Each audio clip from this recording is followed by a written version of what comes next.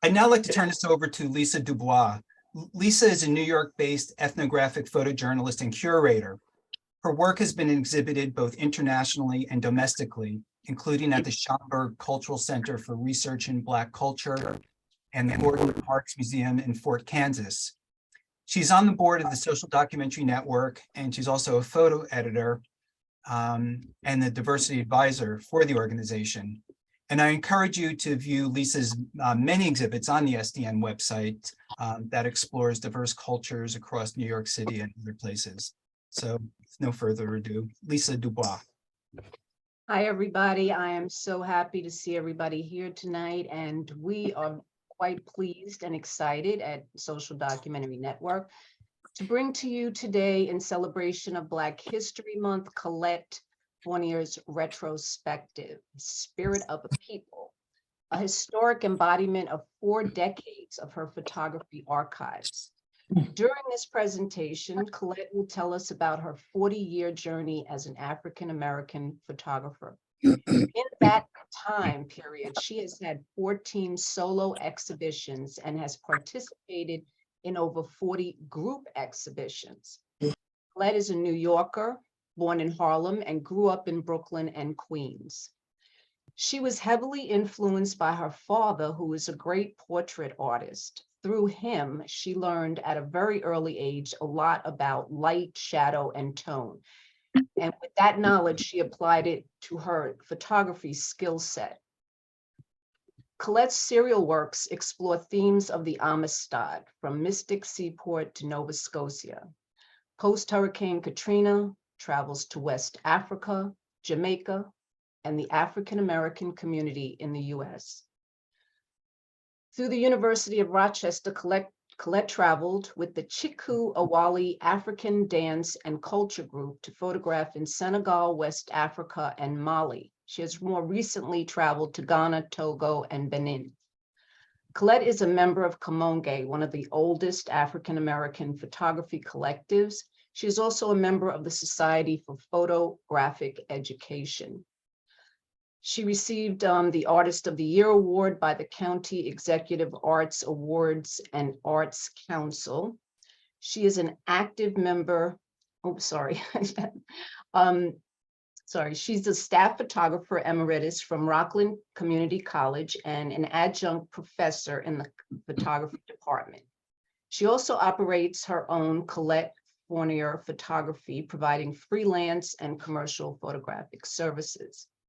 Her work is collected in the Photography Collections Preservation Project, PCCP, Finkelstein Memorial Library, Brooklyn Museum of Art, Schomburg Center for Research in Black Culture, Smithsonian Institute, and the Women International Archives. Collette's work can also be seen right here on Social Documentary Network. I'd like to read a quote by Bill Berry, the CEO and publisher of Aduna Incorporated. Fournier is a working photographer who, regardless of assignment, brings her artistic skills to create work, sites, indoors, and is transformative. So with that said, and with no further delay, I would like to introduce to you this evening Collette Fournier. So take it over, Collette. Thank you. You're welcome. Thank you, Lisa.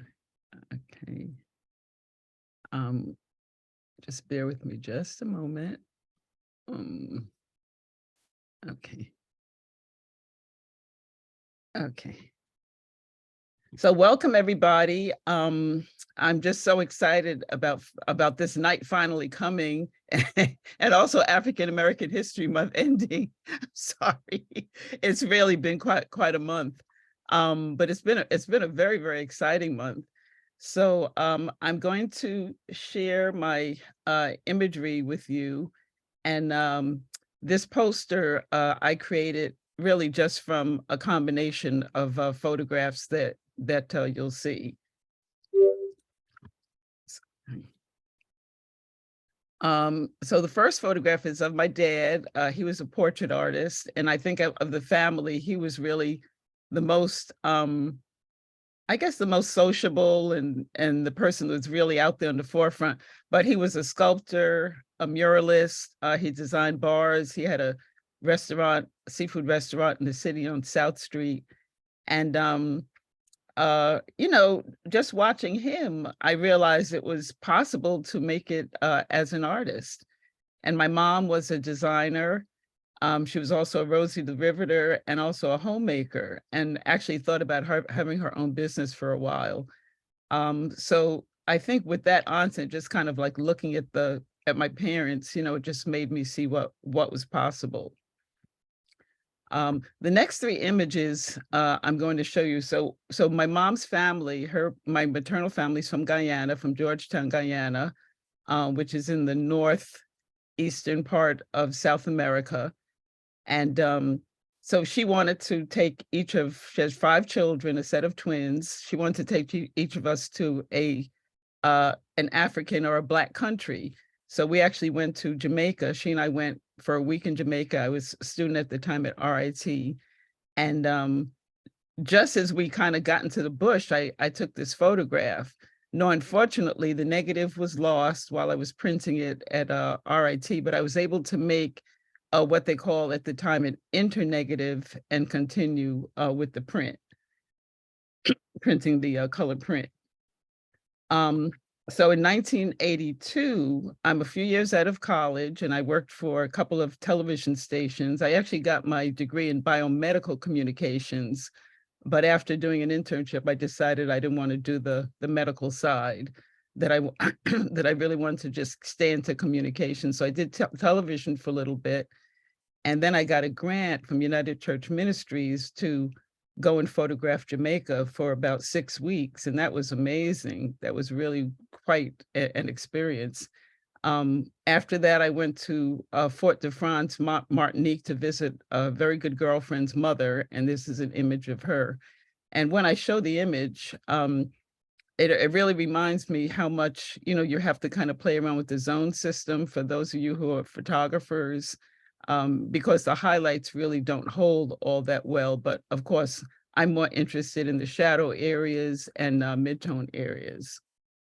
So the next year, I actually broke my ankle in between in 1982 and while riding my bicycle, but I managed to go to Jamaica again for a couple of weeks with a group called Third World Digest News. And we were a community group. So I still really didn't have a real job, but I, you know, continued to do my photography and, you know, try to make money where I could. So I stayed in Rochester for a number of years, working for About Time magazine. I worked for them as a staff photographer for about 5 years. And one of their premier writers was Adolphe Dupree, and Adolphe and I decided to do a project on Black motorcycle groups, and this is one of the images taken and actually it was a Rochester group, but this was taken in Buffalo, New York in 1985, and I had a chance to photograph a lot of the Black motorcyclists with my medium format camera. Most of it was shot in black and white and printed in black and white in the community darkroom. So I'm jumping around just a little bit. So now it's 1993, and I started teaching at Rockland Community College, and then I got a part-time administrative job there. And I give homage to Bill Berry because he was the chair of that organization. And I really love anything that has to do with African-American history. And I think it was because I was so deprived as a child, not learning about African-American history, that when I got to college, I just kind of like exploded, and, you know, and there were a lot of opportunities to learn about African-American history. So Rockland Community College, I curated a show called There's a World Through Our Eyes, Perceptions and Visions of the African-American Photographer. And this is our catalog. It's actually on Amazon for about $5. It was a multi-sided show, and it lasted for 2 months. And then we also invited Deborah Willis to come and do a panel discussion along with a really fine organization called ImageWorks that was Mark Antman. So we got support from a number of different places, in addition to a few grants that helped us to mount the exhibition. This is my group, Kamoinge, and Lisa, thank you for pronouncing it correctly. And we published a book, a tabletop, beautiful book that was published, I think in China, I believe, called Timeless, and we were celebrating our 50th year recognition.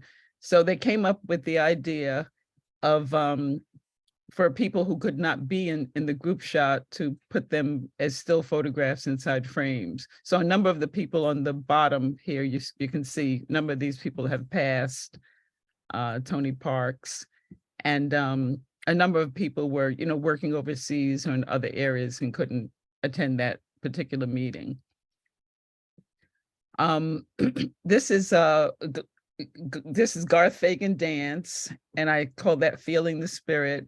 And it was an opportunity to take my first Afro-Caribbean classes with Garth Fagan and his company. They were really, I still see them when they come to the Joyce every year. But at the time I was playing around with a Retina camera and playing with tungsten film. A lot of times it was slide film. It was tungsten slide film under filtered lights. So I really felt that I was really into this kind of style. And I did it for a while, using dancers and also musicians. This was going back just a little bit, about Time magazine. And we decided to go to Washington, D.C. to, celebrate the 20 years of civil rights happening in Washington, D.C., the Civil Rights March. And I decided I was going to photograph it, showing children as much as possible, because I felt that they were the next generation. So again, I'm shooting black and white, I'm printing black and white, I'm printing color and processing color negatives.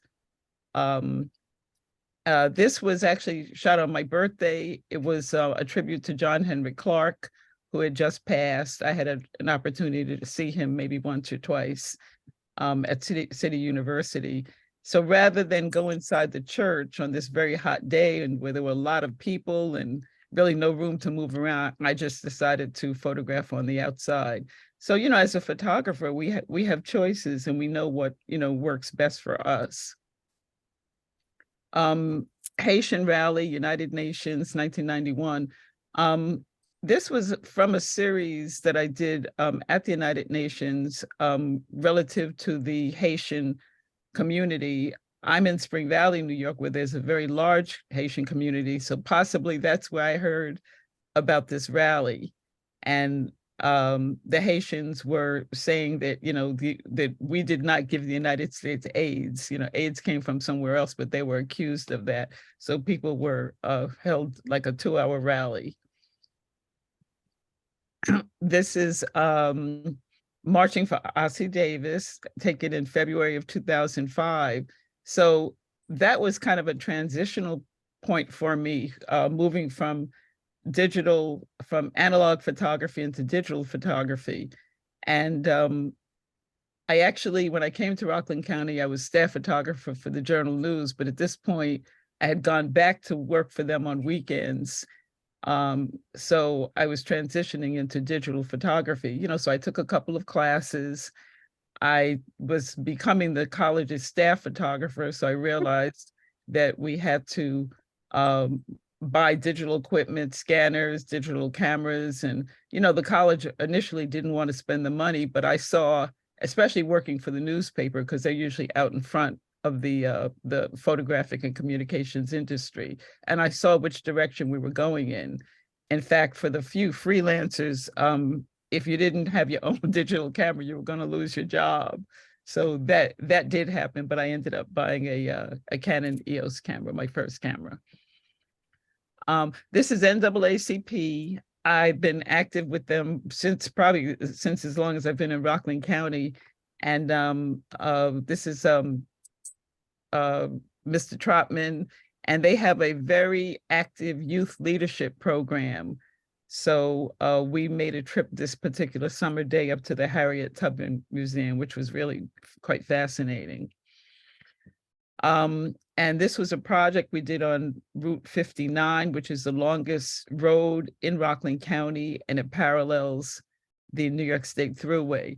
So what was interesting about this, so you have Willie Trotman here, you have Frances Pratt, and she's head of the NAACP and NIAC. So both of the organizations oftentimes work together. And this was supposed to be the site of the Edward Hesdra family, but they actually realized or found out through documentation that it was a few blocks further east, closer to the Hudson River, and that it was Cynthia Hesdra that was the moneymaker in the family at the time.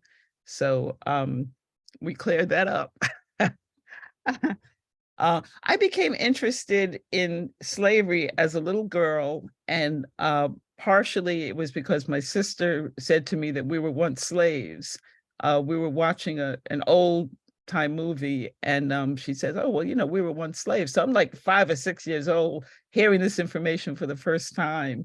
And I occasionally will be able to find existing sites, and this particular site was in Orange County. I think somebody needs to mute, not sure who it is. This is a photograph taken for the Bergen Record celebrating Kwanzaa. And oftentimes we shot in color, but they printed in black and white. In the publication, the daily publication, they would print in black and white. So even though you thought, you know, you did the best that you could in terms of lighting, they would still, you know, print the photograph in black and white, depending upon what kind of space they had. This was a self-assignment, the Women's Million Women's March in 1997 of October. I had missed out on the Million Man March 2 years before that, and that was 1995 in Washington, D.C. And then I went on in 1999 to photograph the Million Children's March, which was in Harlem, New York. This is Dr. Joy DeGruy. She did go by Dr. Joy Leary, and she speaks about post-traumatic slave syndrome. So again, you know, not only am I getting interested in slavery, I'm getting interested in some of the people who are writing about slavery and that whole slave experience. And she was one of the first persons that I ever heard who said she went to Paris, France, and found out that the Statue of Liberty was modeled after an African woman. And I think I heard that just recently on the news. So this is May of 2005. The late gentleman, I'm so sorry.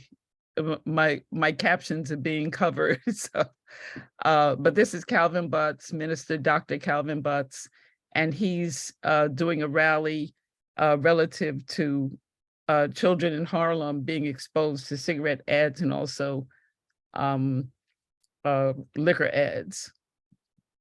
Angela Davis, a real shero of mine, photographed in 1983, and she was one of the first people to bring attention to mass incarceration by writing the book, Are Prisons Obsolete? And she's still very active. She teaches out at University of California. I'm not sure which university, but you see her, she's still very, very active. And this is a like off the press photograph. I took this January. This is our congressman, ex-congressman Mondaire Jones, who is going to be running again in our district in Rockland County. Willie Trotman, NAACP Spring Valley, and Dr. Edmund Gordon, and he's receiving a congressional record commendation for not only turning 100, and actually he's going to be 102, but he's receiving this from Joe Biden for his years as a child psychologist, etc., and a writer, author. So we're going to move on to the Amistad, and I'm kind of assuming that most of you know the story of the Amistad, so I'm really not going to go into it. But if you're not really sure of the story, you can definitely go back and look at the film. I think one of the strongest films made was by Steven Spielberg.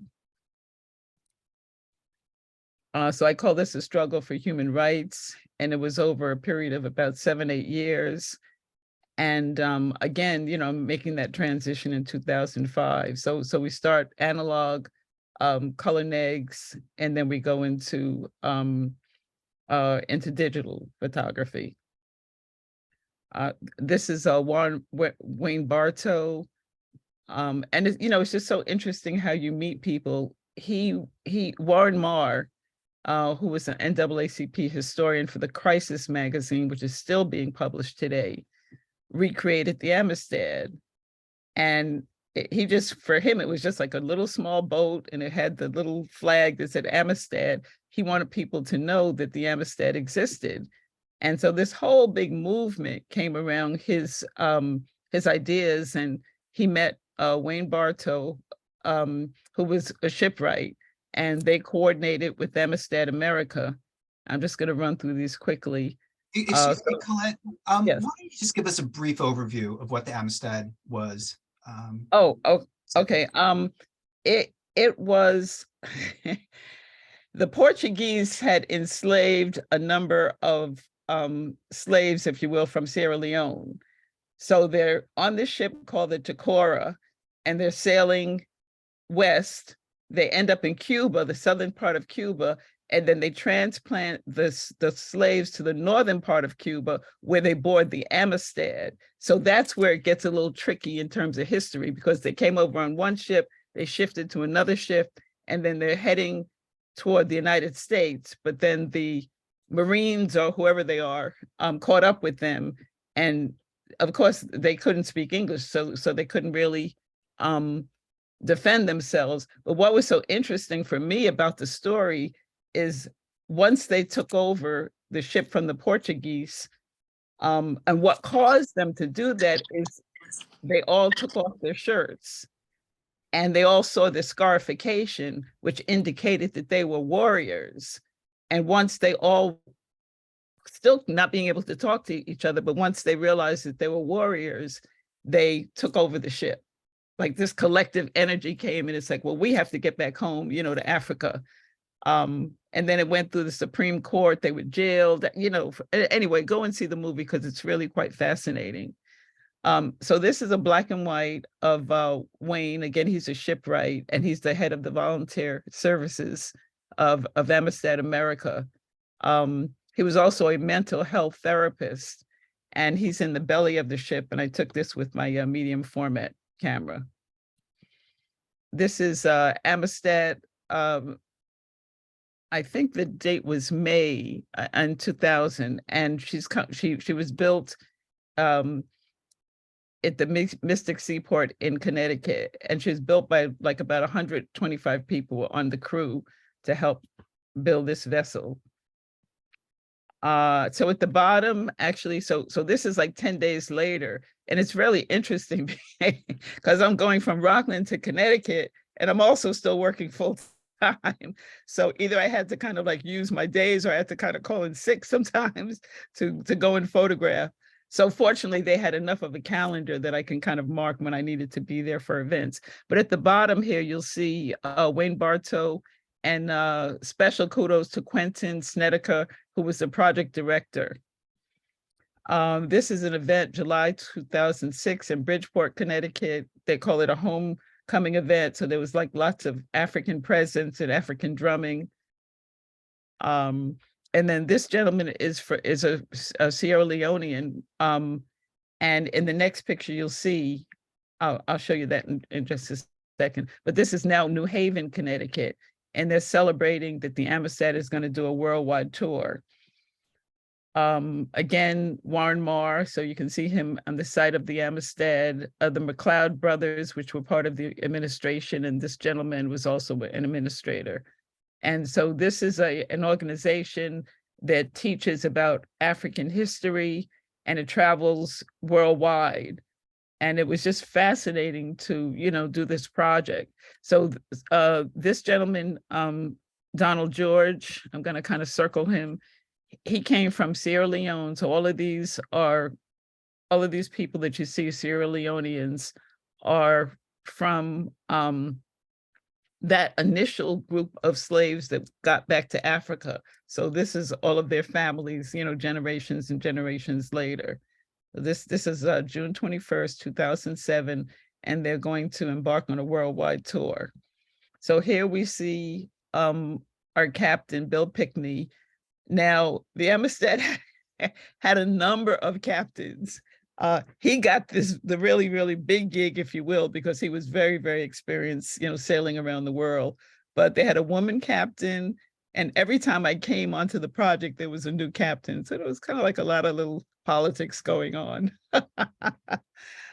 Amistad coming to Rockland County. They came twice to Rockland County and were able to put the boat in Stony Point, which is up the river from Haverstraw. And this is a woman, Drusilla Kinzonzi, and these young men are with a drumming group called African Rhythms.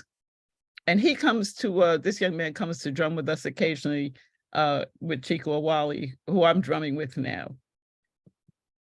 And this is their a program called the Sound School program, and they actually would bring young people from the Connecticut area. Some went to the Sound School to learn shipwriting, and some just kind of jumped in and went for the trip.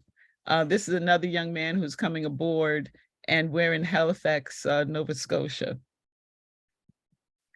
So another program that they had, which I really like, you can see we're in Canada, you see the Canadian flag, and they would sort of join groups together. They would get young people from Canada to now volunteer, and then they would meet the young people from New Haven, Connecticut, and then they would all work together on the ship, doing whatever they would have to do to keep the ship shape. Okay. So we were actually going to, it's like a 14-day trip to Halifax, Nova Scotia, and the end of the trip for several days culminated in Africville. And so there's like a 4 or 5 hour ceremony that's going on in Africville. So Africville was one of the last points. I think it's Africville and maybe New Brunswick, another one of the islands up in that area of Canada. And it was one of the last points of where many of the slaves went to just get out of America completely so that they wouldn't be re-enslaved. And actually, Harriet Tubman also, I think, had a piece of property maybe in the Toronto area. This is their 23rd annual program that's sort of like sponsored by this Africville connection. And this whole area here used to be Africville, a town, a community of Africville. And in the 1960s, the Canadian government kicked everybody out. So as we were doing this tour, we kept hearing from this young man who was on a bicycle. He looked very disheveled. And he said, oh, they kicked us out. They kicked us out. So he was the first person that really made us aware that this is where people originally lived, who lived in Africville. But the Canadian government tore it down to build this bridge, suspension bridge. I think it's the A. Murray McKay bridge. And then this area is also called Seaview Park. So they developed the entire waterfront for commerce.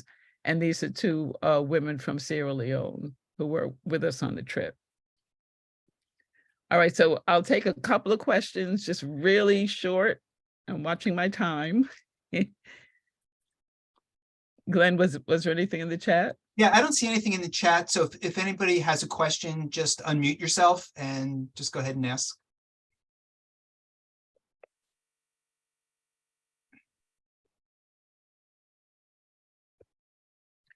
I have a question. My name is Albert Depa. And my question is about by the way, thank you so much for sharing this with us.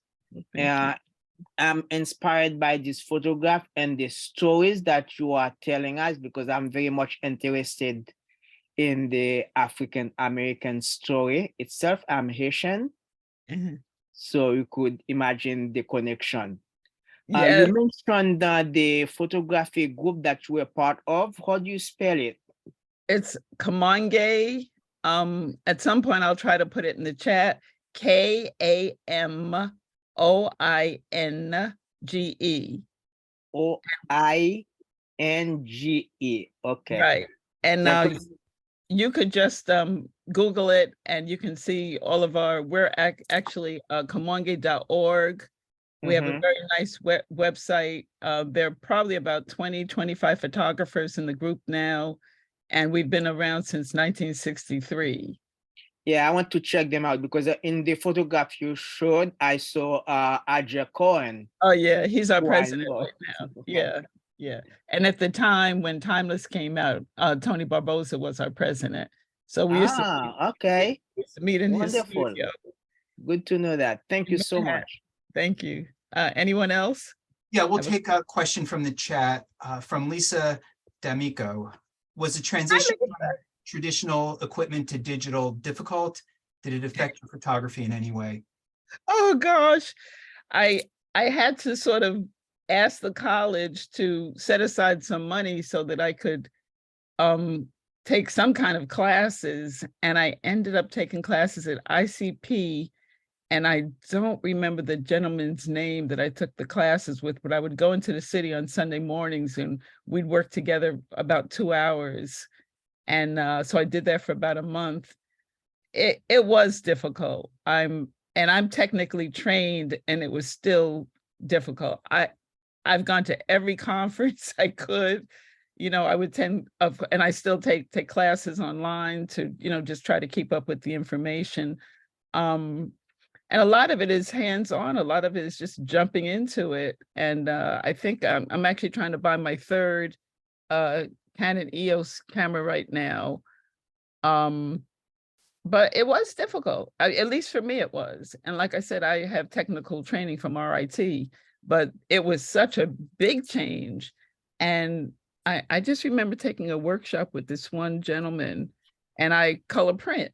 We color print. So we know like additive and subtractive methods. And he was trying to tell me that your color printing in Photoshop wasn't the same, but of course it was. I mean, they can only change the technology, but so far. So that's a wonderful question, and I'll have to think about it a little bit more. We can talk about it some more, Lisa.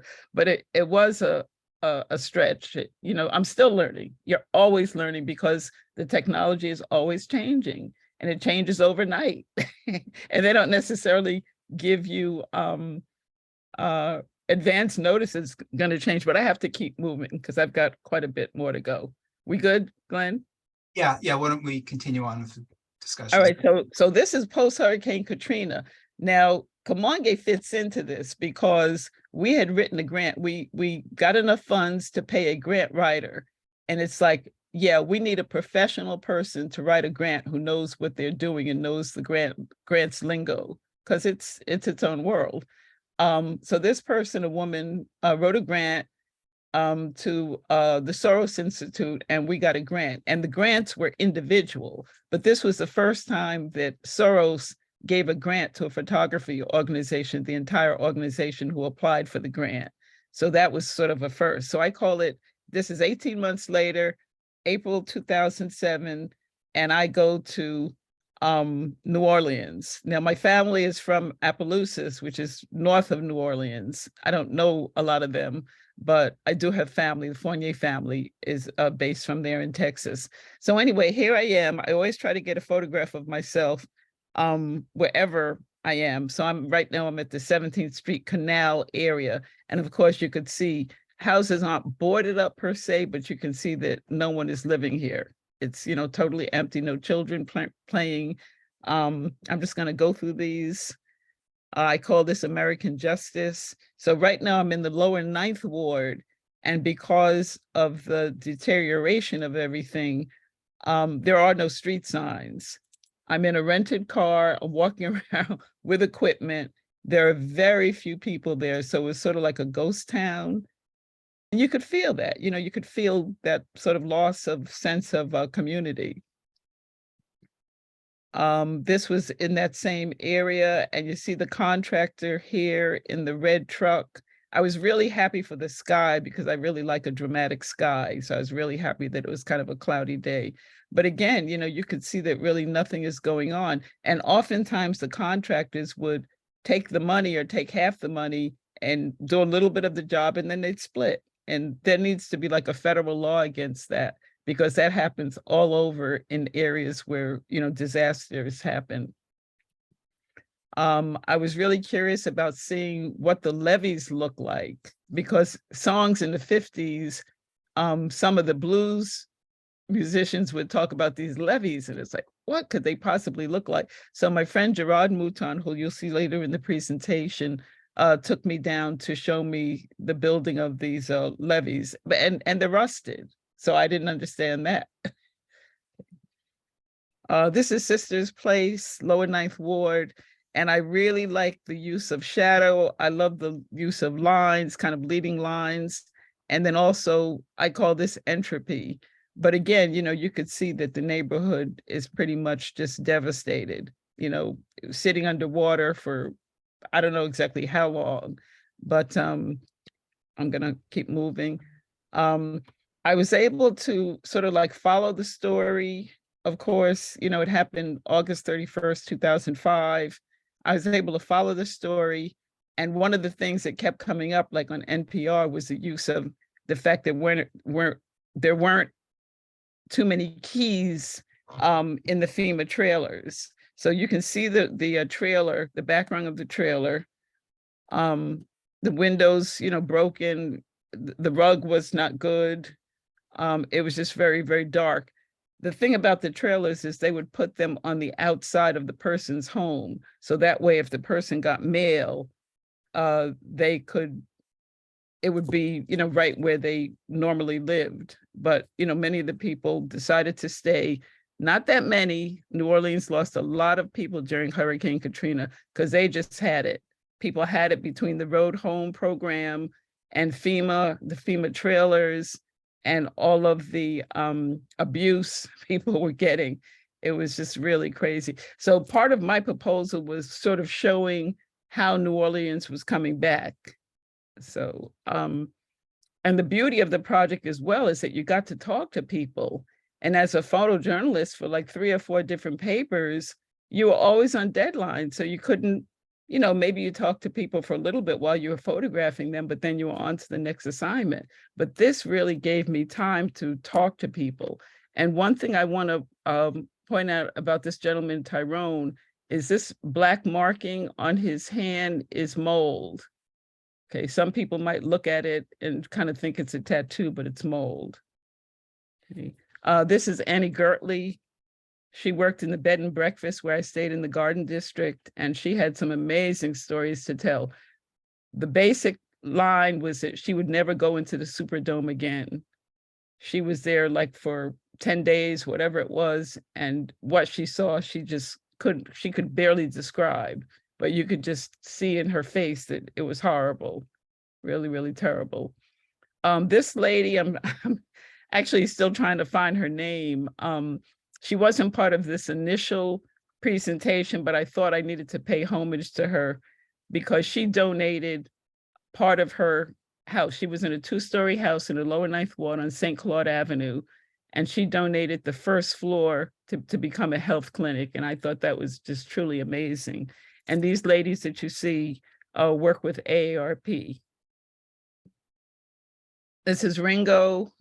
He worked with the Army Corps of Engineers, or maybe volunteered.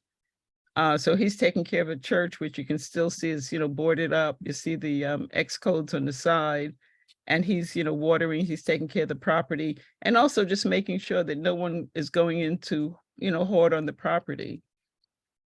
Anne Gaines, Anne was just a really, really wonderful spirit. I wish I could say a little bit more about her, but she was relative to a cousin who I met at RCC through one of Professor Sosa's lectures.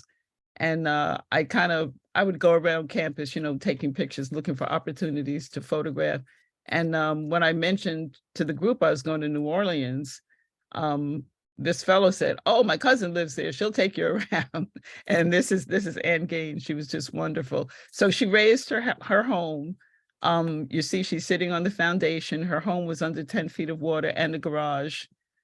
This is a picture of her mom, maybe another relative, but she's showing you pictures on her laptop of what the devastation and the mold looked like in the destruction of her home.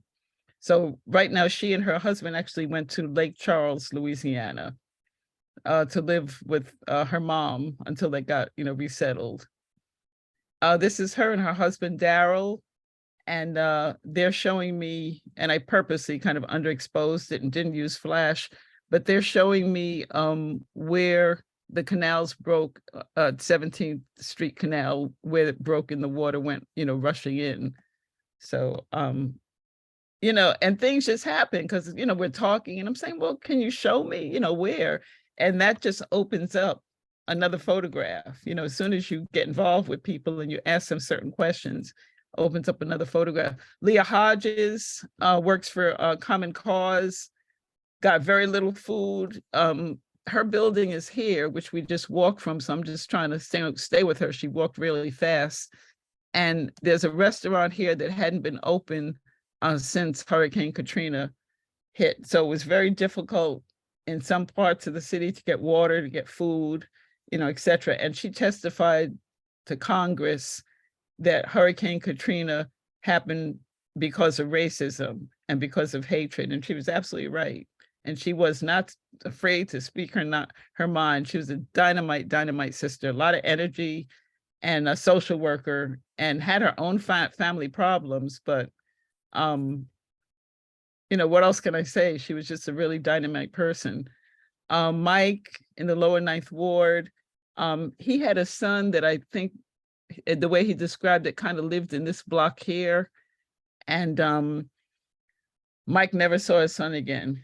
After Hurricane Katrina hit, he never saw his son. So either the son drowned, maybe someone kind of just adopted him and moved away. But he's telling me his story. Again, time to talk to people and find out their stories. Okay? And I actually, as I was talking to him, I made pictures of his sister-in-law and her son, something like that, sister-in-law and her son. And she also had the mold on her leg. So I didn't, want to show that, but Gerard Mouton, my buddy from RIT in Rochester, studied art and design and photography, and he's still in New Orleans. He's actually in the Gentilly area, taking care of his mom's home. And so you can see somebody, broke the window. So it was, not a safe area. Again, I really love line texture. So I was really drawn to this building. Plus the sign was so important. Every day, 2 or 3 people were killed or, gun shootings. And all right, this person, these young men are college students at Dillard, and they're with their brothers, and they're actually campaigning for the Chase campaign, a woman running for civil district court judge. And again, Black neighborhood bear advertisements. Why is that necessary? Okay. A look at St. Augustine's Church, and then you see the Black Street Cultural Museum here, and then this is another museum this gentleman's walking into. And this is one of the oldest churches, in the United States. Some very dear friends with the People's Institute, Dr. Kimberly and Ron Chisholm. And actually, Dr. Kimberly was giving me the name of a woman that I could photograph in the community. So I met Miss Alma Watkins. I spent about maybe a day and a half with her. And she was one of the sandwich generation. This is her mom, Mrs. Hayes. She's 92. And Miss Alma is organizing a community event on Sunday. There was going to be in Armstrong Park. And her mother, of course, is just kind of reminiscing, but her mother just kept herself up. And then this is her son, Stephen Watkins. Stephen had MS. And so that's why I said she was one of the sandwich generation. So they had to have an aide come in to help him every day. And it was really devastating for her when Hurricane Katrina hit, because he had to have special provisions for traveling, and he had to stay a different place away from the family. So what I found out is when the hurricane hits, a lot of people go into Houston, Texas. Either they have relatives there or they have property in Houston. I think my friend Gerard Mouton, every time a hurricane hit, I would always call him, Gerard, where you going? You know, Mouton, where you going? So he went to Arkansas to stay with some relatives. And this is a signature print, which was published, I believe, in Timeless magazine for our 50th anniversary. And again, it's Miss Hayes, 92, and she's getting ready to go to her senior classes. And, you know, I thought she was just a really, really classy lady.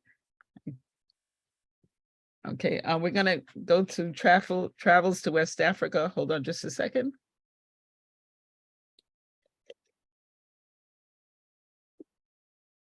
So actually I've been to West Africa 6 times. I still have on my bucket list to go to East Africa and then of course South Africa.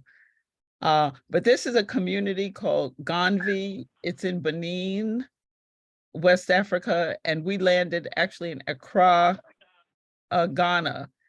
So can someone mute? I'm not sure who that is, but so we're actually traveling from Accra, Ghana. We spent the night in the capital city, and then the next day we boarded a bus and we went through Togo into Benin to visit this community called Ganvi, Ganvie. And people live on the water, so they live in these hut-style homes with louvered windows, and everything is on stilts. And you can see everyone from young to older operate boats. That's their lifestyle. They live on the water. It's a community. It was at that time in 2007, a community of about 20,000. So I just love this picture because it's a group of young girls that came to sing to us as we were entering the community, and they have shakerade. So I have a shakerade to show you just what it looks and sounds like. And the other thing I noticed about them is they're wearing the white powder, and again, that's for protection. So that's a cultural aspect of, I don't know if it's all of Africa, but it was certainly West Africa because I saw it in West Africa several times. Kind of a favorite photograph also. These young men making money by giving people rides on the beach. I just never seen anything like this, and it was so fascinating. I love the reflection on the young people's backs. And then also what kind of drew me to the picture was this reflection. And when I went to get it printed and when I went to get it framed, both the framer and the printer cut off the reflection. So don't let anybody dictate your work. You are the visual artist and you know what pulls your vision in. So don't let anybody change your work. You know what you saw and what attracted you to the photograph. So this is July 2007, July 2010, August 2010. We're back on the coast of Accra. So I actually went to Ghana 3 times. The light is different. This is like 5 o'clock in the evening, so you get long shadows. I'm walking along the beach. The rest of the group is over shopping. I've been done shopping. It's like enough shopping. And I caught this scene and I just absolutely love it. I love the sand and the field that that the horses were there. Yeah, and just a different time of light, and your vision sees different things in different light. African eggs, women on the side of the road, selling their wares. This little piece here is actually kind of like a piece of towel that they fold a certain way. It does have a name. I don't remember the name right now, but they have they fold this a certain way so now that they can carry things on their head, and that helps to balance it. Also, I think they would have to have very good balance also. So here you see the little boy on the mother's back, and this building back here is actually like a public restroom.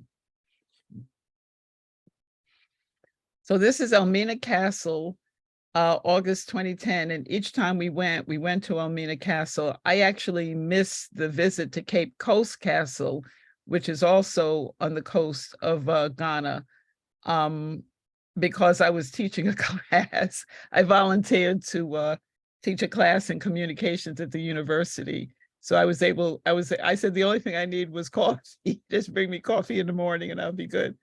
Okay. But the interesting thing about Elmina Castle, it was first owned by the Portuguese in 1482. So guess what happened 10 years later in 1492? So that made me very suspect when I heard the year. And then it was sold to the Dutch. So the third tour we went, it was just 3 of us, Miss Alexandrina Dixon, which I'll show you pictures of her, and Charlene Hannibal, who unfortunately just passed recently. But we were told that wherever you saw like the gold brick, that's when the Dutch owned Elmina Castle. So it changed hands, and it finally changed hands to the British in the 1800s, and the British ended slavery in 1807. Okay, let me press on. Again, I love pattern. I just thought this was the most beautiful building that, you know, my feelings are so mixed. I love scale. So I waited for this gentleman to walk into the scene so you can get a sense of how tall the building is or what size the openings are. But again, I just really love photographing the building. This is a holding cell for 300 slaves. And yeah, I'm sorry. For 300 slaves, males specifically, they separated the men and the women. So the women had another area where they stayed, and usually the women were 150 at a time and the men were 300 at a time. So I waited for the group to leave and just photographed this with one on-camera flash, and it was just enough to really light it from edge to edge. But it was putrid, it was very damp. You could feel the pain when you walked into this part of the castle. I definitely felt it. This is an area called Pequaro. It's a slave camp, and many of the slaves were brought in like from Mali, from Burkina Faso, which was the northern part of the next country north to Ghana. And over the 300 or 400 years that the slaves were enslaved here, they would use little rocks to sort of carve out these circles. I always ask, does anybody know how these circles were made? And they would serve as bowls for probably cereal, maybe some kind of rice cereal or oat cereal. And then also, as you can see, water. So this was a slave holding camp. This is a place called Asin Manso. We visited again several times. And each time we visited, the water levels here, it's actually 3 rivers meeting. So you can kind of see where the 3 rivers are coming together. And it was a place where the slaves washed themselves before going to like Elmina Castle. This is an ancestral shrine, and I should really just give you information about that. Anyway, I was so amazed by this. These are people from Chikwawali, again on tour. And again, I just love scale. So you can really see how large the structure is. And in front of it was a burial ground, to my recollection. In front of it was a burial ground. And I'd never seen anything like this, any kind of homage like this in America. I mean, I would say maybe the last 20, 25 years, there have been statues built and buildings built, you know, the African American History Month or the History Museum in Washington, D.C., the Smithsonian, but this has been in Africa for centuries, you know, so just really, really, really a sad, you know, state of affairs. But slavery, in my estimation, and from what I've researched, still more to be researched, was certainly planned. I mean, if you have a castle built in 1482, and then 10 years later, you have Columbus making this journey to the New World. And, you know, originally in the castle, they stored probably like dry goods. So it was used for a number of things, but then it was eventually used for slavery. So, that was definitely, something planned. All right, so we're coming to the end. I promised I would kind of get through this in a, fast manner. But this is definitely, again, one of my favorite images. When people say, what's your favorite image? Very difficult to define after you've been shooting for such a long time. But what is happening here, we're in the village called Bepoise in Ghana, a good several hundred miles away from the capital city of Accra. And I kind of call it a decisive moment because everyone is going to a ceremony and you see the young man with the box on his head and the woman with the baby on the back. But I call it a decisive moment because I waited for this figure to come into the shot and then I photographed it. But I saw her coming. She looks like she's selling or maybe giving away ice. It's going to be a 4-hour ceremony. And this is Miss Alexandrina Dixon, who is becoming a queen mother of what they call progress. So I have pictures of her actually working with the other queen mothers. And the idea was that there was a traditional, at one point, there was a traditional way that the queen mothers would sort of interact, if you will, and responsibilities that they had. So the queen mother she worked with was responsible for the Seventh-day Adventist Church, which is where all of the children were educated. So again, she became Queen Mother of Progress. She's in her kente black. As soon as the ceremony, this is actually the very beginning of the ceremony. So as soon as the ceremony ended, they changed her into a black and white, and then they took her to a place where she could get food and refreshment and just be by herself to reflect on the 4-hour ceremony. So the other thing that happened is she was not allowed to talk to anyone. She just had to sit there, and she had a young lady from our dance and drum group, Miss Benita would be the person she would talk to. And then actually this is her daughter, Delana Dixon, who traveled with her. So her daughter traveled with her as well as her mother. And thank you for attending. Glenn, I think I got through 5 minutes earlier. For discussion and questions. Yes. Thank you, yes. Collette. That was really Thank you. fantastic. Very, Thank very you very interesting much. presentation.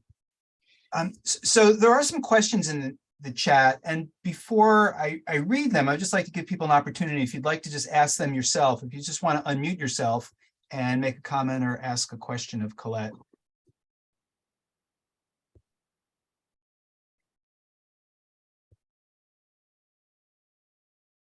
And if not, I'll just then go ahead and ask the question. We have a question from Mark Silverberg.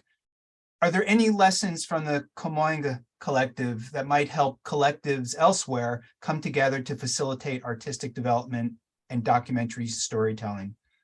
So what are the lessons learned from the Kamoinga Collective? Well, the interesting thing I think about Kamoinga is many of the early enthusiasts who came together because there weren't the kind of opportunities there are today, went to each other's houses. They were all mostly in Harlem. So maybe it was just, a walk away to each other's houses. I think it was just a very different time when they first got together. I wish I could read something to you. I don't know if I could find it right away, but oh yeah. So our mission statement is to honor, document, preserve, and represent the history and culture of the African diaspora with integrity and insight for humanity through the lens of Black photographers. But one of the things I started to say is when they first got together, many of the photographers, they were mostly men and only one woman, Ming Smith. So again, this is 1963, 64. But many of the photographers were influenced by jazz, which is why you will see like a lot of them had photographed jazz musicians because they were influenced by the music and the rhythms of the music and the struggles of the music and what it represented, and also the blues. And I think even before I got into jazz, I really loved the blues. I used to listen when I was in high school. I used to listen to this college station. Not sure what station it was, but it was a college station, and the person that did the program, the music, would play the blues, and it just had a really soulful feeling. I know I'm kind of getting off track a little bit about Kamonge, and there are a number of photo collectives still in existence. There's one in Atlanta called Sistography of Black African-American women, and that's been around for a long time. There's another one in DC, probably another one in Atlanta, I think one in Chicago. You know, it's really worth a book, and it's worth more discussion, because for me, it's kind of a complicated group, and as well as a family. I mean, I've been with the group since 2001, when I first started grad school. So it's like a family. I mean, I've known these folks for a very, very long time. We used to, and we've had meetings in a number of places. Someone mentioned Tony Barboza. So we used to have our initial meetings were in his studio, a large studio on Lake Street around Chinatown. And then he moved to a smaller studio because the rents were going higher and higher. But there were a couple of people who used to meet in Herb Robinson's studio. I think it was like 20 West 20th Street. And that was before my time. But you the word itself is a Kikuyu word, meaning coming together, sort of coming together as a group of people, like-minded people. So it's really tough. I mean, I would say you have to be strong, you have to be, you know, because we talk about images, we talk about making images, we talk about seeing images, but the whole time I was in Kamonge, I was doing other things photographically because they were important to me, but then I would always share the images, you know, with the group and get feedback. So you have to have a tough back and take criticism if that's part of your goal. But I've been with other groups. I've been with UPAA, which was a University Photographers of America group. And we operate a little bit differently. There are colleges all over the United States, so we had much more of a budget. We did a monthly, what they called an MIC, a monthly image contest. So, you know, the groups are different. It really depends upon what your goals are for the group. But you have to be as organized as you can be. And you do need, you know, a strong leadership that understands your mission and your goals. I appreciate you asking the question. I hope I've answered it succinctly, but it's so complicated. And actually, when I was in grad school, I did a little bit of studying about collectives, and so many of them are not around today. A few of them are, like the Sistography that I mentioned, but so many of them are not around. But I mean, to me, it was an honor when I came back to New York. That was the first thing on my mind, is I want to become a member of Kamonge. And miraculously, the president at the time, Buford Smith, invited me in. And this was several years after I'd done the There Is a World show. So yeah, it's, you know, it's a book. We got some other questions here, so why don't we move on? I'm sorry. Okay. Sonia Elam, I see you have a few questions and you're unmuted, so why don't you just go ahead and ask your question? Actually, I can't hear you. Maybe you're muted again. No, I'm not hearing you. I'm sorry. I don't know why, Sonia, but I'll go ahead and ask your question then. Beautiful images, wonderful variety of composition and community locations and issues. I'm wondering about standout commonalities and differences in working across such diverse areas and social issues. Oh my God. You're wondering, what are you wondering? Wait, is she saying commonalities? Both commonalities and differences in working across such diverse areas and social issues. Or You know, actually standout commonalities. Of course, there's many of both, but what really stands out for you? I am a complex person, and it's taken me a long time to kind of figure that out. And although I've tried to multitask, that hasn't worked out too well. I have a lot of interests. You know, I do African dance. I'm in a Jamaican American organization, NAACP. I mean, the focus for me, if I can find a focus, the focus for me is wellness, you know, and health, exercise. Those have been constants in my life. You know, of course, photography, you know, that's certainly my first love. I'm just really stumped by this one, but I have a lot of interest. You know, if I hear of something, I'm gonna track it down if at all possible, because it pulls you. You know, there's just something inside that says, oh man, those are gonna make great images. You know, gosh, that's really a tough one. But I think kind of a turning point was in 87, 88, when I made 3 trips as a freelance photographer to West Africa, because that'd been my dream. That'd been my dream, to go to Africa and to learn about slavery since I was 5, 6, 7, however old I was. When my sister said to me, we were once slaves, that had been the focus of what I was trying to do. And to have that opportunity, and then another opportunity in the next decade to go to Ghana 3 times, and then Togo and Benin on that first, you know, that was a dream come true.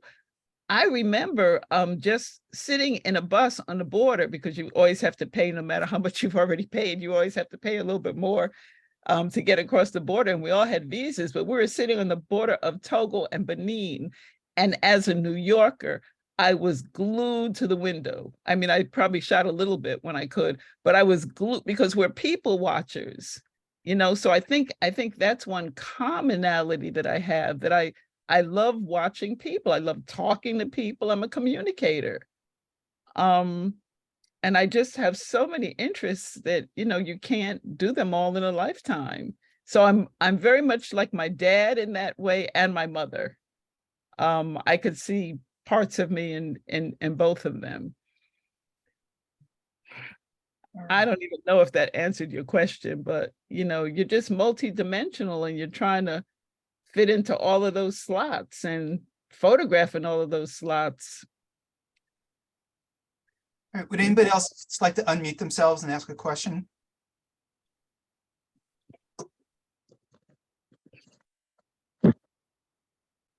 Good evening, everyone. I'm Miss Collette, Brooklyn here. Just want to say thank you so much for sharing your work with us. You know, beautiful, strong images of the African diaspora. It's pretty incredible to see all your work all together. Thank you for sharing. Thank you, Brooklyn. Thank you for attending. I was really hoping you'd come on. It's a very special thing to be here. Thank you. You know, so listen, I'm just going to out you a little bit. Brooklyn is from an incredible family. I met his dad just a little bit, the famous director, Jonathan Demme, and his mother, oh, I can't quite say her name, but his mother is a sculptor. And I know her through Rockland Community College, but Brooklyn is just doing such tremendous things. And I'm so happy to know him, and just, you know that he's staying in our community, at least he is for now, and hope to get, you know, a chance to work with him. So thank you. Do you have a specific question, Brooklyn, about any of the work presented?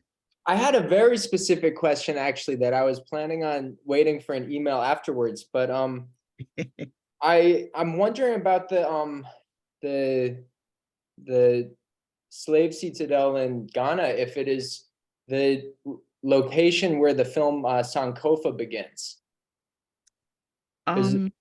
The film called Sankofa by a filmmaker named Haile Jerema, that you know, I think it looks very similar. I don't know if there are many places that look the same, but And that might have been Goree Island. I would have to go back and see the film. That's an oldie but goodie. I'd have to go back and see the film. Because Goree has a very certain look to it, you know, so I would really just have to go back and see it. And I'll make a note so that I won't forget. Let's see. Very strong imagery and presentation. Thank you, Ms. Collette. Thank you. Would anybody else like to unmute themselves?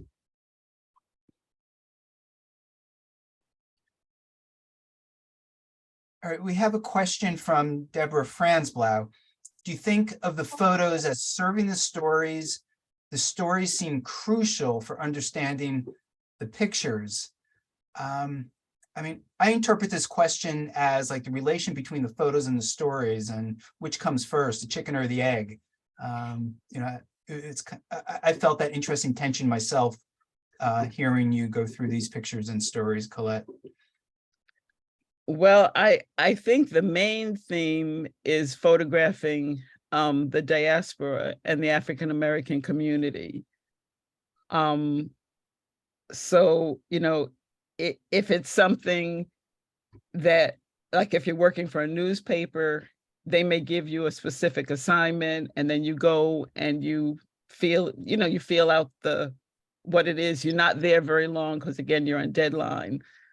If it's a self-assignment, you're documenting, you know, you're documenting what's in front of you.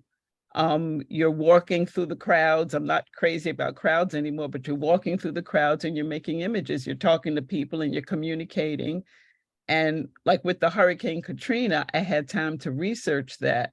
So I knew that there were some specific things I was looking for, such as like the photograph with the woman with the 2 keys in the FEMA trailer. That was very important to me. And it's about communication, Deborah. It really is. From that communication, you're learning people's stories. And from the stories, your eye is sort of like bringing those elements together. And it's, you know, there's a few things that I'm trying to do, and it's production. So everything is really time intensive. With Kamonge right now, I know I'm getting off the topic just a little bit, but with Kamonge right now, we're putting our archives together. And, you know, so I'm scanning a lot of material. I'm scanning different things from various shows. I'm invited to a number of shows. So it just really depends, you know, like with the Amistad, you know, I had seen the film, you know, of course I'd seen the film. I'd met, and things are serendipitous because I went to an African American History Month lecture to see Warren Marr, who was bringing the Amistad story in for African American History Month. And then at that lecture, I met Wayne Bartow. And so that pulled everything together. Oh, I don't know why I'm not there. I'm gone somehow. I'm not seeing myself. Zoom user. Somebody, just raise their hand. Oh, I know why, because I'm not in gallery. Okay. Let's see. Okay. But so it just, you know, it's almost like a building block, you know, you don't necessarily know where one story is going to take you. Sometimes one story takes you into another story. It's like a ripple of thunder with Adolphe Dupree, the Black motorcyclist.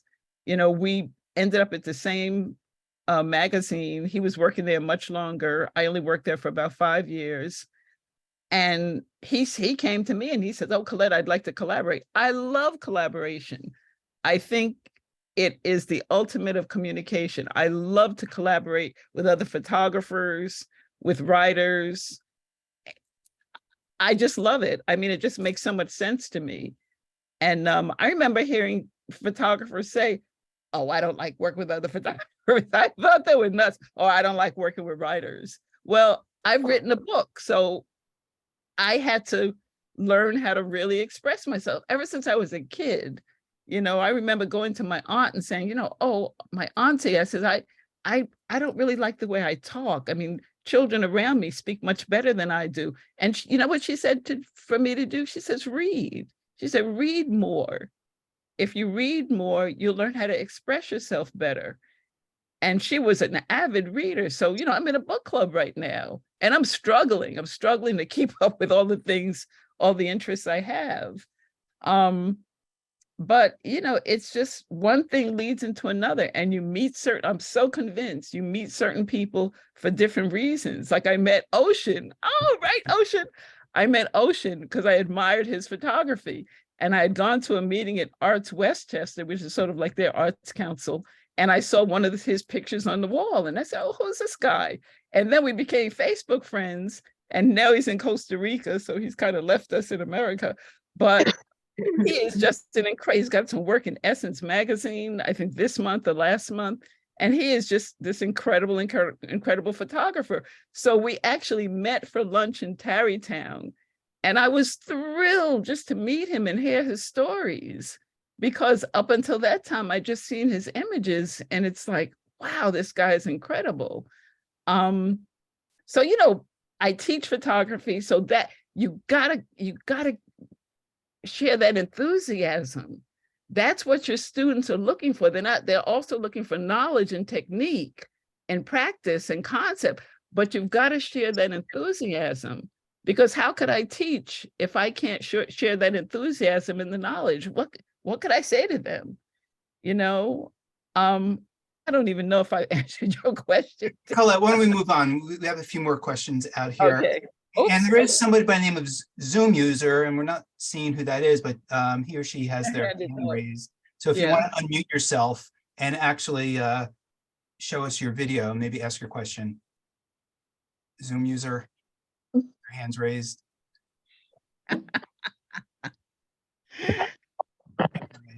I guess Zoom user doesn't want to ask a question. That's okay.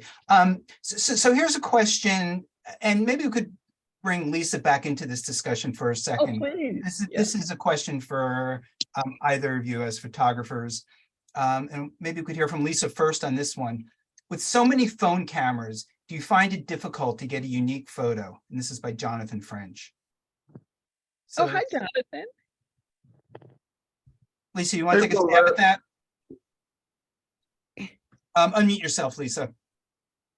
I thought I had unmuted myself. Oh, okay. So in regards to your question, is it harder to get a good photo? Was that the question? Well, no, the question is, with so many people taking billions of photos every day with phone cameras, how does a serious photographer stand out with their work? Well, I think you have to be really, really, really fast. I think you have to learn how to scoot down and kneel down and get around people. One thing that bothers me the most about cell phone cameras and people using their cell phone as a camera is that it's in the photo. You know, it's like you really have to do far more maneuvering to get, because that, to me, it takes a little bit away from the mood of the image. You know, you got this great photo and all these people are doing these things, and then you got, you know, two people like this with their camera. So it has changed the look of photography for sure when it comes to crowds and big scenes. I mean, would you agree with that, Collette? I had an experience in Florida. I was in Florida, I had my cameras and I got sick. And I knew I needed to still make images. And so I relied on my iPhone because that was easier to carry. Hence, moving forward, I had a shoot a couple of weeks ago that I showed you guys with Professor Edmund Gordon. And I brought my lights. I said, you know, this is going to be an important moment for archival purposes. I brought my lights. I brought my medium format, my digital 35mm camera. And then at the very end, I took out the iPhone and just shot a few, you know. So then when I downloaded everything into my computer, the sharpness was not there, you know, because I knew I wanted a big file. The sharpness was not there. And that was just I mean, I never tried to do that before, and comparatively speaking, the sharpness was not there. I said, What kind of what phone are you using? oh, it's an old one. It's a 7S. It's an iPhone Oh. 7S. For people, for the photographers here today, I use a Samsung, and Samsung is, good with photography. They would, doing photography. So it's a good camera to use. You don't want to get an iPhone. And the megabytes, I mean, they literally go up to, I mean, they said that the new one goes up to like 30 megabytes, which is pretty amazing. I mean, That's you could shoot a lot with that. yeah. So I love my camera. It has a really wide angle lens to let you get around a lot, and it like weighs nothing. So Well, Yeah. do you ever use your iPhone for serious work, like anything that you have published on SDN? Is any of that taken with an iPhone? me, Yeah. never, no, never, because right now the model that I do have, it's not going up. It's not going to give me the quality that I want That's for what I do. Yeah. But Mm-hmm. it's great to just have for friends and, to document things like our photo cube down by the UN and things like that. So yeah, it's good to have. The beauty of it, of course, is that you always have your camera. You always have a camera. I mean, you're never without a camera. And like I said, it served my purpose. But then one of the last 2 shoots I did in Florida, I just pulled out the big guns, as they say, and drove my car, which I probably wasn't supposed to be driving. It wasn't far, but I drove my car and I shot. And I just wouldn't have considered using the iPhone for that.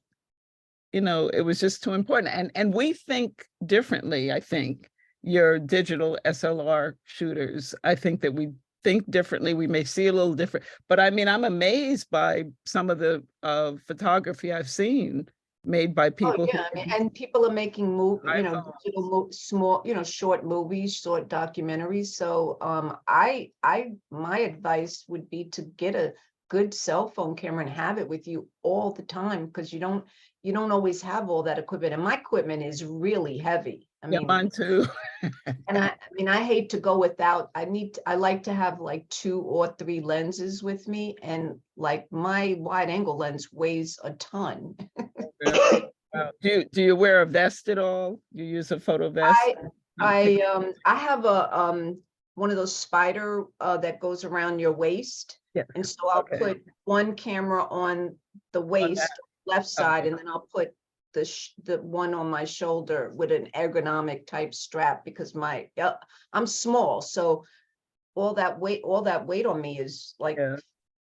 I had a very good, and still have a very good chiropractor, because for years I would just go every few weeks to a chiropractor, because you're carrying gear all the time between campus or between the newspaper jobs. You were carrying gear. And I'd be shooting parades and I'm walking 3-4 miles. I mean, at the end of the day, I'm crawling. It's like, with all that heaviness on me.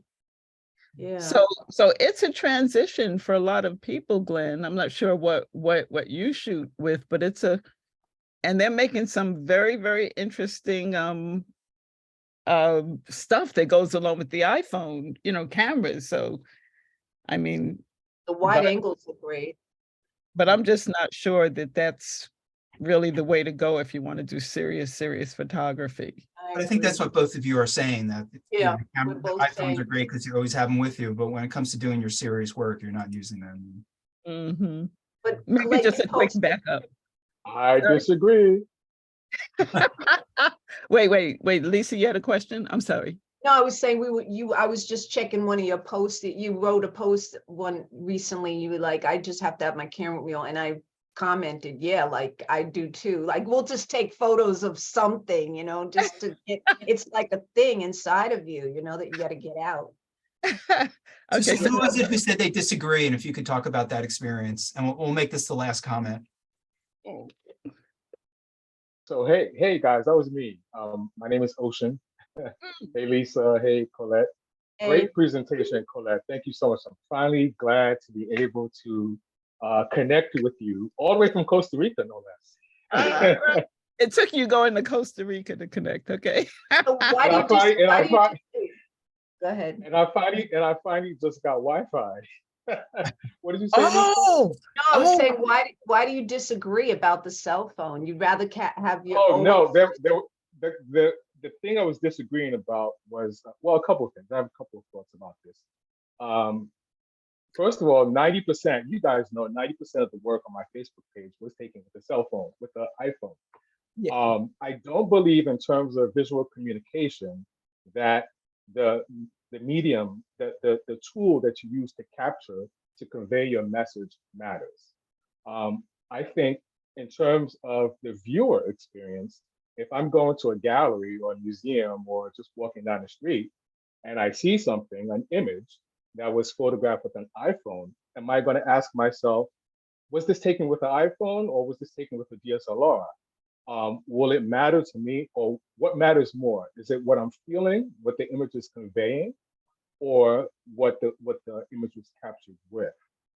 So that's what I was kind of disagreeing on, because I think using the smartphones is really a skill that a lot of people don't have. They don't know how to use their iPhone. I've given workshops on how to use take better pictures with your smartphone to both teens and adults. And you'd be surprised at what people discover when they can unleash the power of their smartphone. But in a lot of people's minds, they're just thinking, oh, this is just a smartphone. It's not a $1,000 DSLR. It's not a Nikon. It's not a this. It has to have all these gadgets, attachments, things to be relevant, right? So I like the smartphone for its portability.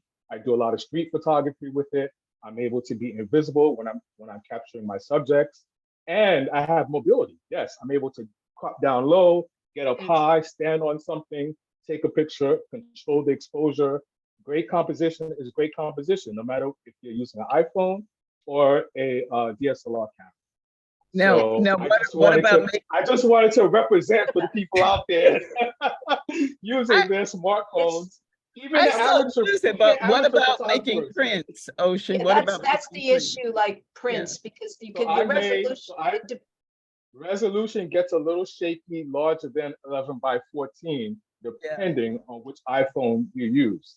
Okay. Because I've been at exhibitions where I've blown up my iPhone photos to 11 by 14 size, matted and framed, and it's standing next to something that was printed on fiber in the dark. I mean, you know, it's really a personal choice. And I'm not faulting anybody for either way for what you use, but I do believe that photography should be something that's enjoyable for everyone. Everyone can tell their own story or the stories about the world around them with whatever they have on hand. You did help me with a really good tip. You gave me that editing program for the iPhone, which I still use. Thank you very much. All And right. I agree with the portability too, to be able to like move. I know I can move at lightning speed with a cell phone compared to like what I'm carrying around. You don't even want to know. That stuff is heavy. Hey, you carry a lot of equipment, Lisa. I've seen you in the field. We shot together. A little bit, yes, we have, and it's just way too heavy. It's just way too heavy. I've had to do that thing around my waist, you know, I think it's called a spider, you know, and it actually helps because it distributes the weight. Differently. But if I could go through life using a cell phone, hey, you know, if I could get that resolution, I would use a cell phone. I think that may happen. It's not for everybody, but you know, I think it's really spoiled us. In a lot of ways, it's really spoiled us. But just like the point I made, when I knew I had to make an important image, I took out the big cameras, you know, no questions asked, you know. All right, I think we're going to have to bring this to a close, Collette and Lisa and everybody else, or we're after the time limit. But I really want to thank you, both of you, and Collette. That was an outstanding presentation. And I want to thank everybody for coming. And if you'd like to unmute yourselves and just applaud our presenters for doing such a fantastic job. Thank you for being here. Thank you. Thank you very much for your wonderful presentation. Excellent. Thank you again. Thank you. Wow. Thank you, everybody, for being here tonight. Thank you, everybody. Thank you. Joy. It was well. Bye. Glenn, is there a way to give people my email address in case they have additional questions? Should I just put it in the chat? Yeah, it might go away pretty quickly. You can try, but people can contact us at SDN, and if you give us permission, Colette, we'd be happy to give out your email address. Absolutely. And why don't you say it real quick? Just Yeah, just go ahead and say So- it. say it real quick. It's Fournier Collette 147@gmail. And No Fournier, punctuation? Fournier has 8 letters and Collette has 8 letters, so it's 16 altogether. Yeah, so it's there in the 147. chat. Yeah, It's it's there in the Fournier. chat. Thank you, everybody. That was Thank you, wonderful. Colette. Thank you, Glenn, for the opportunity, and Lisa for the You're wonderful. welcome. Thank you so much for doing it. You're welcome. Good night, everyone. Good night. Good night.